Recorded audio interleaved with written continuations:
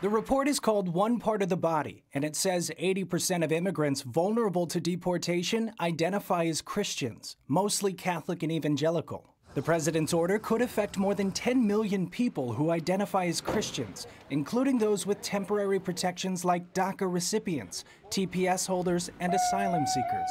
And it's important to note that the deportation efforts that are taking place now are beginning to extend to people who had legal status when President Trump took office. These faith groups claim that 1 in every 12 Christians in the U.S. could face removal or have a family member deported. El Paso Bishop Mark Seitz says Catholic teaching calls for immigration reform that is just and compassionate, promoting the sanctity of family as a foundation of society. The people who are coming are people who uphold values that we've in the past considered central to our country. Others in the evangelical community, including Reverend Samuel Rodriguez, who recently met with President Trump at the White House, says the policy is aimed at criminal actors, not faithful immigrants. There is no intentional targeting of good, God-fearing people who have been here for decades.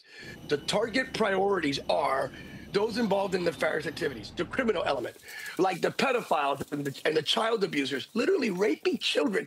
But there are complicated cases that pit the law versus compassion, like Gladys and Nelson Gonzalez. In 2001, the couple reportedly had exhausted all legal options and appeals to remain in the country and were required to check in regularly while they prepared to leave. When they made their appearances at an immigration court, they were arrested, handcuffed, and detained for 3 weeks before being deported. There was no explanation as to why they were detained.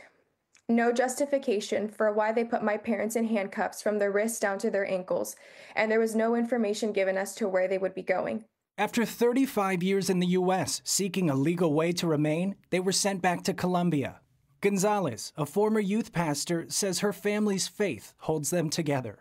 My hope and prayer is that there would be a shift and change of heart in this current administration to see immigrants as human beings made in the image of God. While the numbers in this report are sobering, but when the church realizes that it's real people like Stephanie and her family who are affected, is when this issue will come to light. It's unfortunate that good people may be caught up, that came in here illegally in the last 4 years, that good Christian people may be caught up in what should never have been the circumstance in the first place. The report is a call from Christian leaders across denominational lines urging the president to reconsider his strategy.